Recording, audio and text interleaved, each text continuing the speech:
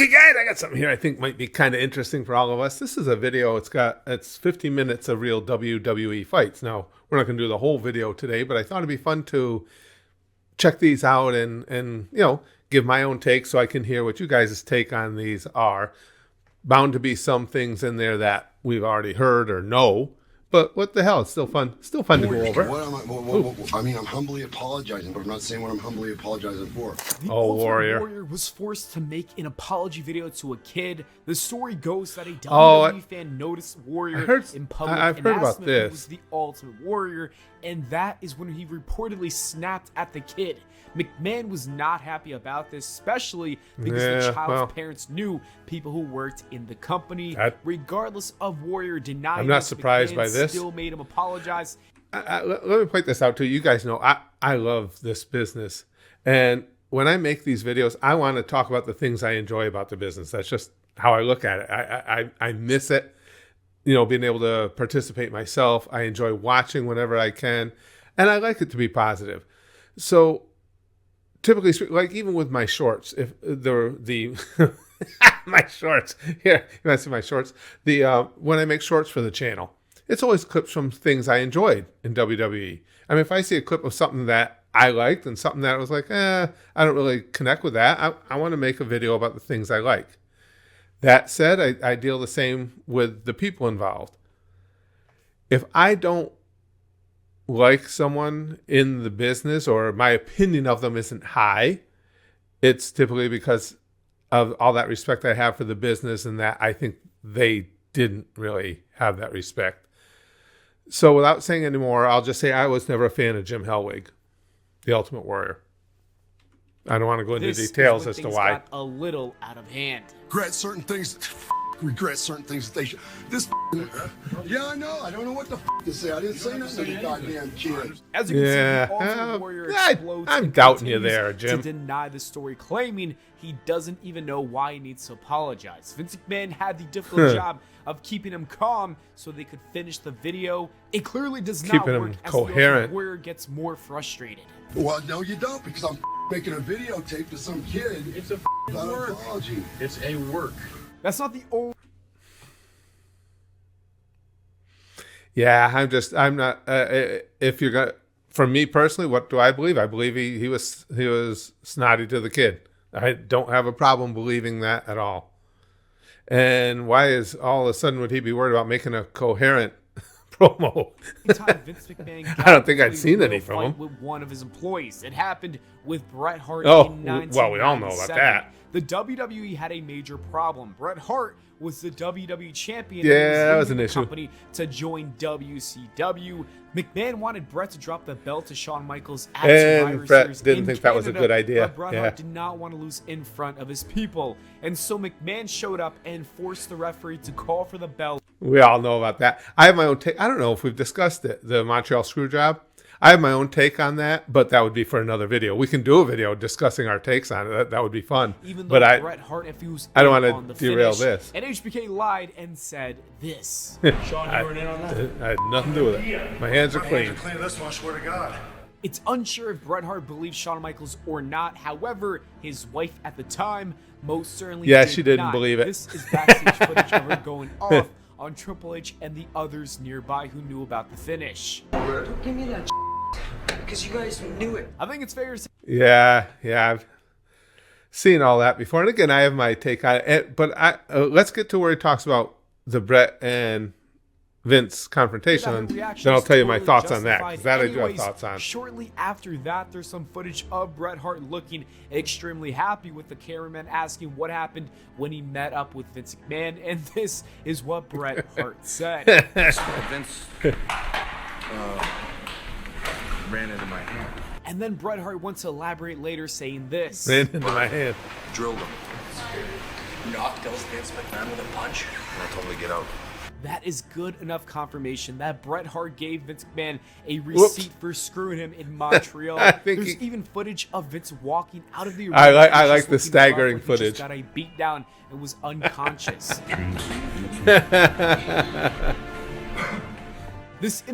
That looks like the walk of a man who just got knocked out. As someone who's been knocked out a number of times, I'm confident in saying that. My take on that is, listen, with what we know about Vince, or what we'd even maybe expected about Vince prior to allegations aside, I respect that.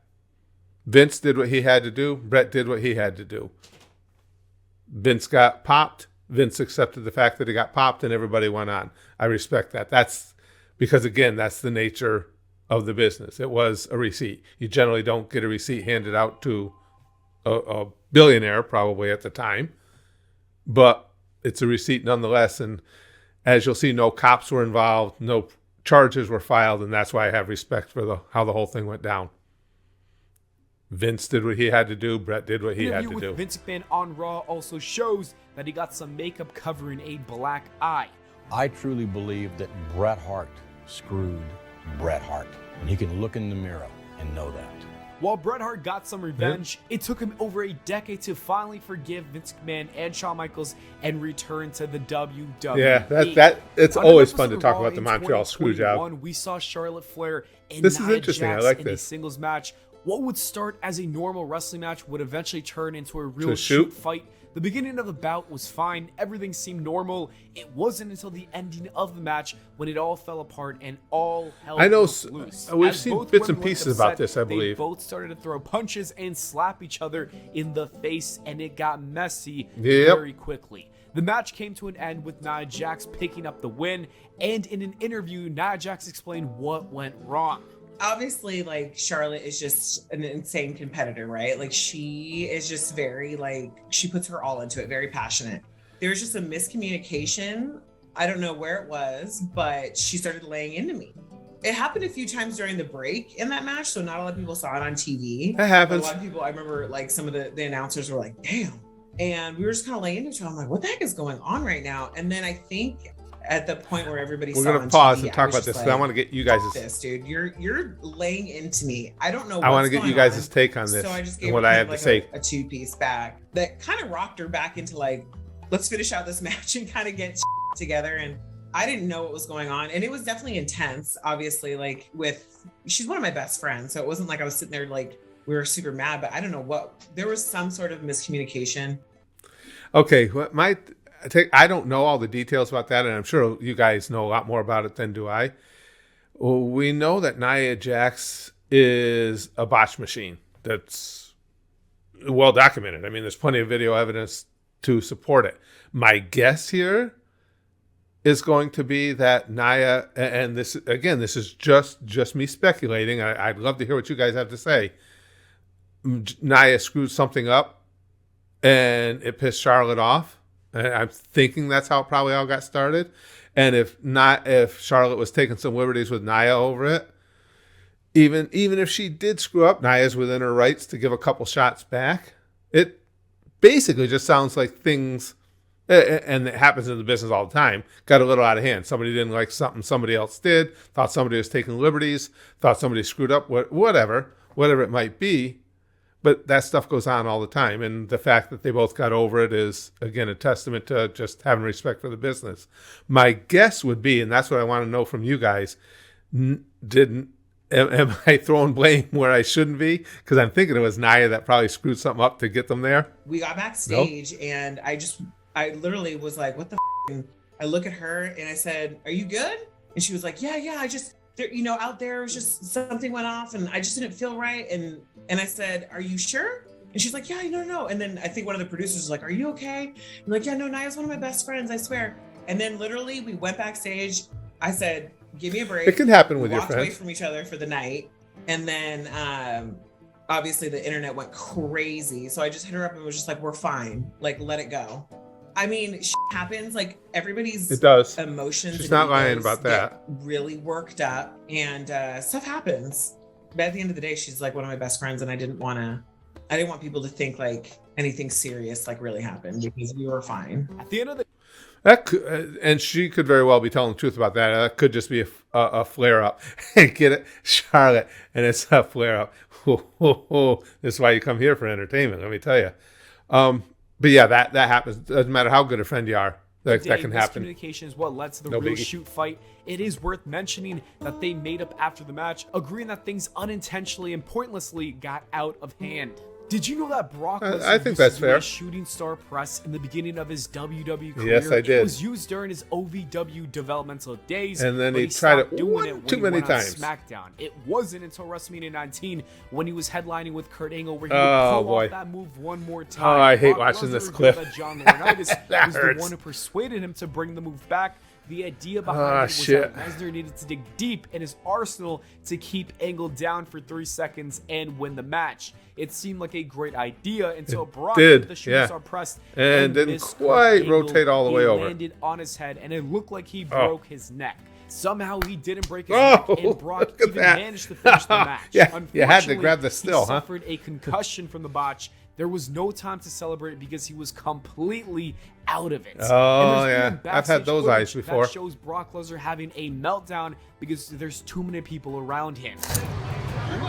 Yeah, that I can give Brock too. Now we all know Brock can be a little bit volatile anyway.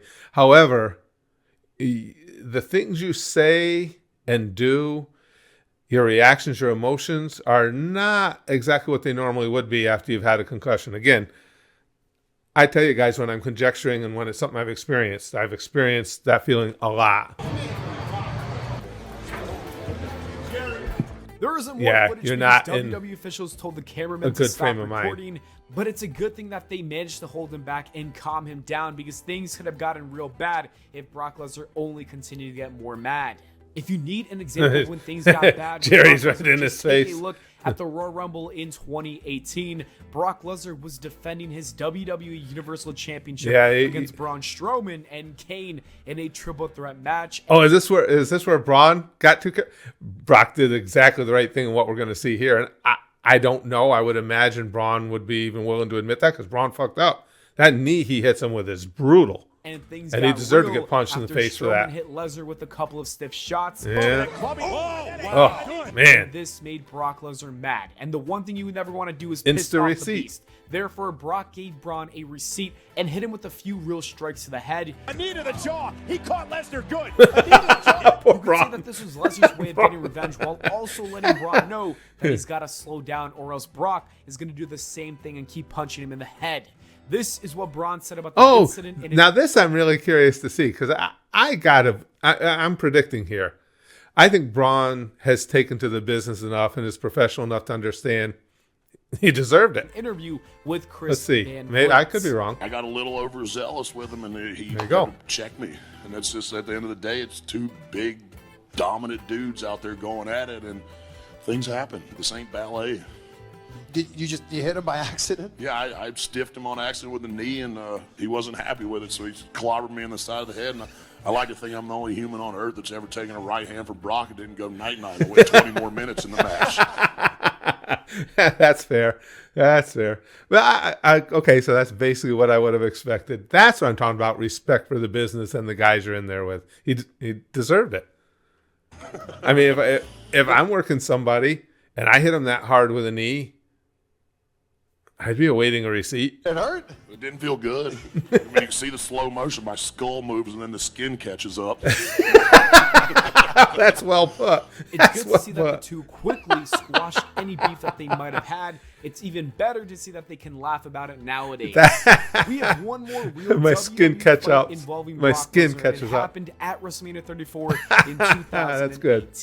The main event of WrestleMania was Brock Lesnar and Roman Reigns for the second time at WrestleMania for the WWE Championship. Everyone was shocked when we saw Brock pin Roman to retain the championship, but everyone was more shocked when they saw Brock Lesnar throw the belt at Vince McMahon. Oh, what's this? And see, now you got to forgive me too, guys. If you will see, as and most of you know this, with the brain damage, my memory is dog shit. So there will be times, because it seems vaguely familiar, but I can't really remember it. You will see times where I'm like, oh, I hadn't seen that before, and you're like, but Curtis, you watched the video about it. It's possible. It was never revealed why Brock Lesnar Yeah, threw the belt what's- at the boss, oh. but many people speculate it's because he was unhappy with how the main event was booked because the crowd wasn't into it at all, and this could have led to his frustration. Kurt Angle is another wrestler who was frustrated. I was wondering what that was about. Into a real WWE fight. There used to be a WWE reality TV show called Tough Enough where people would compete to become a WWE wrestler. Outside of some successful names like John Morrison, Maven, and The Miz, many of the people on the show kind of failed to make it in the WWE. Daniel Puder is one of those failures. Oh, yeah, I remember where he slaps the arm lock on Angle. From what I've heard from a lot of people, and again, this is secondhand stuff, but Puder was kind of a dick. Angle was in a segment where he was going to have That's a shoot just, again, match with a competitor in fairness, of his choice. secondhand The problem with this info. was that he just had surgery and wasn't 100%. I just had neck surgery my second time, so I didn't have feeling in my arms. And Vince wanted me to do this shoot thing with the Tough Enough group, and Daniel Puder was one of them. With that said, Vince I like told getting the him details that the here. one person he should not pick was Daniel Puder because of his wrestling background, and this is what Angle said about that. And the one thing Vince told me, though, beforehand, he said, I know your neck's messed up. I know you can't feel your arms. Just don't pick Daniel Puder. So when you tell me not to pick somebody, guess what? I'm going to pick that. Yeah, that's Angle. I can appreciate that. That sounds like Kurt Angle. Yeah. Daniel Puder and Kurt Angle proceeded to have a wrestling match. It was not going well because Puder was winning and was seconds away from breaking Kurt's arm. The referee realized this and saved the day when he quickly counted to 3, putting an end to this match by having Kurt Angle win. After this real incident, good call by the ref. In the back gave Daniel Puder his receipts. Bob Holly, Eddie Guerrero, and Chris boy. Benoit, they decide they're going to with him during the... Oh, that's 3 good. If you got somebody that's got to hand out some receipts, that's a good trio. They chopped Bob Holly was nuts for about 10 minutes. Let's take a look at the footage of those chops at the Royal Rumble. Oh, Jesus Christ.